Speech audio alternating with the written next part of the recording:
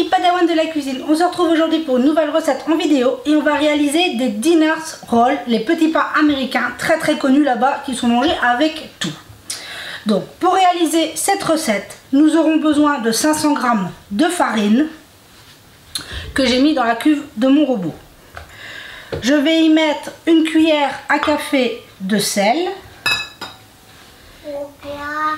et 60 g de beurre qui est à température ambiante. À température ambiante. Vous le sortez au moins 2 heures avant du frigo. Maintenant, si on voulait les faire plus typiquement américains, qui sont sucrés, on y ajouterait 50 g de sucre. Ici, je ne le fais pas vu que je vais les faire farcis de façon salée, mais c'est un choix personnel. Mais vous pourriez très bien y ajouter 50 g de sucre. Donc maintenant, j'ai ici 100 ml de lait tiède et 200 ml d'eau tiède également. Je mélange les deux et je vais venir y ajouter 15 g de levure fraîche. Vous pourriez utiliser de la levure déshydratée en sachet. Vous y mettriez un sachet de 5 g. Ça ferait l'équivalent de 15 g de levure fraîche. Donc je prends mon pour le beurre et on va laisser quelques minutes le temps à la levure de se dissoudre et on aura déjà tout préparé. Donc on attend quelques secondes et on se retrouve. Et voilà, j'ai laissé quelques minutes le temps à ma levure et on vient la mettre dans notre bol de notre robot. Bon, vous savez très bien que moi je le fais au robot avec le crochet, mais vous pourriez très bien la réaliser à la main, ça ne poserait aucun problème. Et là on est parti pour un pétrissage de 5 minutes environ. On me demande tout le temps, moi j'ai un KitchenAid, je pétris sur la vitesse 2, tout simplement. Mais après, en fonction d'un robot à l'autre, ça varie un petit peu. Mais comme je vous le dis tout le temps, il n'y a pas besoin d'un pétrissage très violent. C'est pas nécessaire. Donc là, je pars faire pétrir ma pâte et on se retrouve tout de suite après. Et voilà, on obtient au bout de 5 minutes une très jolie pâte. Vous voyez, elle est très élastique, mais elle n'est pas collante. Donc là, je vais la débarrasser, la mettre dans mon saladier, tout simplement. Vous avez l'habitude maintenant. Hop. Hop, ça se fait tout seul. Et voilà. On a vraiment une pâte, comme je vous dis, elle n'est absolument pas collante. Donc maintenant, il nous reste à la filmer et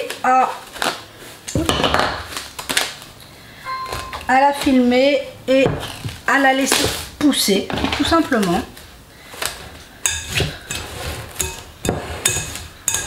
Et voilà, vous voyez que c'est quand même hyper facile, hyper rapide à réaliser.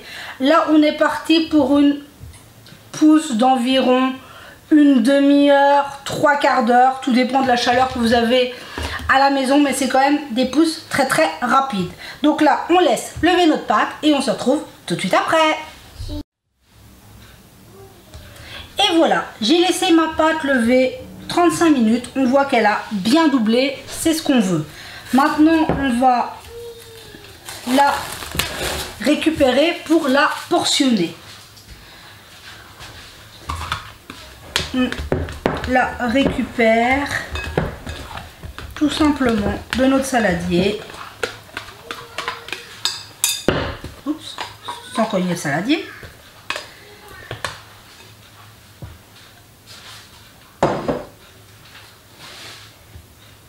Et maintenant, il ne nous reste plus qu'à diviser.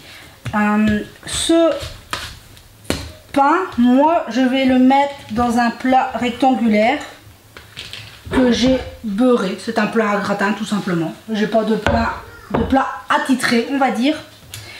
Et je vais ici le diviser en 15 petites boules tout simplement. Donc je vais étaler ma portionnée.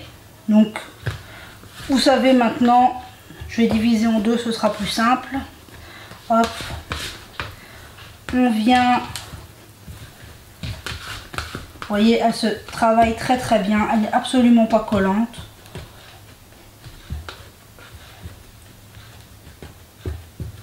Et on étale et puis on portionne tout simplement. Donc c'est parti pour portionner mes 15 morceaux. Donc voilà, j'ai portionné mes 15 petites parts. Et maintenant vous savez, hein, on boule tout simplement. Hop, et on a des petites boules. C'est très facile. Ensuite on vient prendre notre plat et on vient les mettre.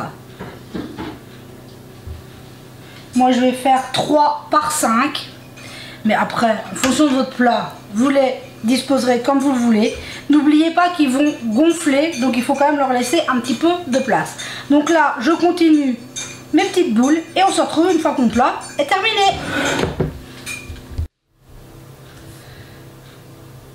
Et voilà, vous voyez, j'ai mis 3 par 5, mon plat est rempli.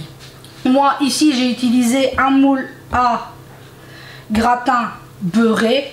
Mais si vous avez des plaques rectangulaires, allez-y, hein, vous pouvez, au pire vous pourriez même les faire dans un moule à manquer en forme ronde, ça ne changerait pas grand chose à la recette, mais c'est que traditionnellement il est fait de forme rectangulaire.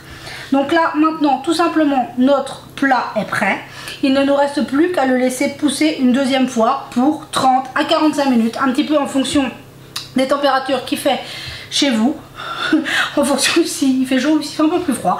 Donc on va... Oui, 30-45 minutes maximum. Vous voyez que c'est quand même des pousses très très rapides. Ça ne demande pas énormément de temps de repos. Donc là, on est parti pour 30 minutes et on se retrouve tout de suite après.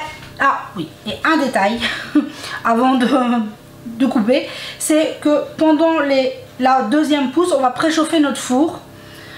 180 degrés, moi ici chaleur tournante, comme d'habitude, vous le savez maintenant, c'est toujours pareil. Donc chaleur tournante et 180 degrés. Donc vous préchauffez votre four, comme ça on n'aura plus qu'à enfourner dès que notre deuxième pousse sera terminée. Voilà, la deuxième pousse c'est passé. Il y a 30 minutes que j'ai coupé la caméra. On voit que les pains ont bien repoussé. On voit qu'ils ont quasi tout rempli. Donc maintenant on avait préchauffé notre four à 180 degrés. Et on est parti pour 20 minutes de cuisson.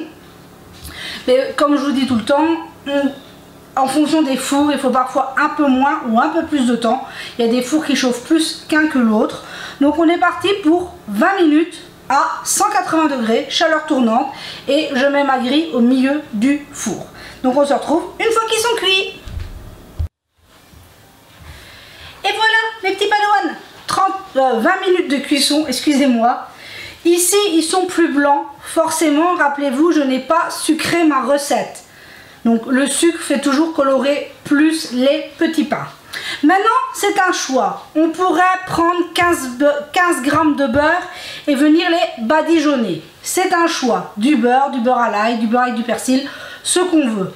Moi, je préfère les laisser comme ceci et les badigeonner une fois qu'ils sont froids pour quand ils vont repasser au four. Parce que moi ici c'est pour une recette salée. Mais on peut les badigeonner avec du beurre pour venir les faire bien luisants. Ils se mangent aussi bien chaud, froid que tiède. On peut les manger comme on veut. C'est vraiment des petits pains juste parfaits. Donc là maintenant je vais les démouler, les laisser refroidir et après je vous montrerai la texture qu'ils ont une fois qu'ils sont refroidis.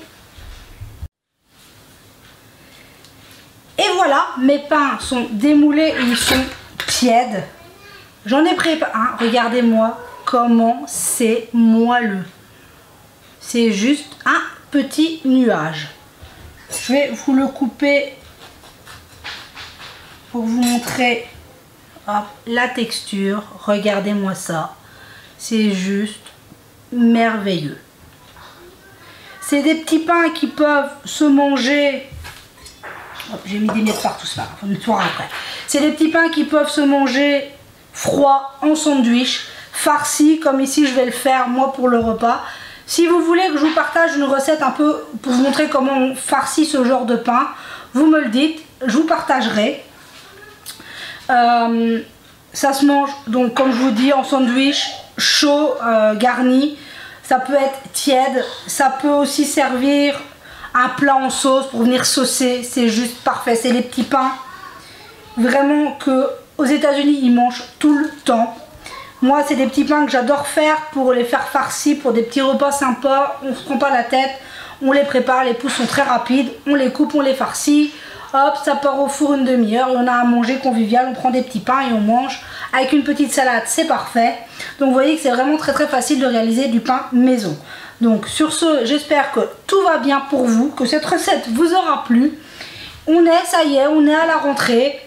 C'est reparti pour une nouvelle année scolaire. On verra si tout se passe pour le mieux. Ici le temps est un petit peu mitigé entre soleil et pluie. Bon là il y a du soleil, on ne sait pas si ça va durer, mais bon voilà, c'est comme ça. Donc j'espère que tout va bien pour vous, que vous allez bien, que vous prenez soin de vous, faites attention, c'est important. Et je vous souhaite une merveilleuse journée, que tout se passe bien pour vous et pour ceux que vous aimez. Et on se dit à très vite pour la prochaine vidéo.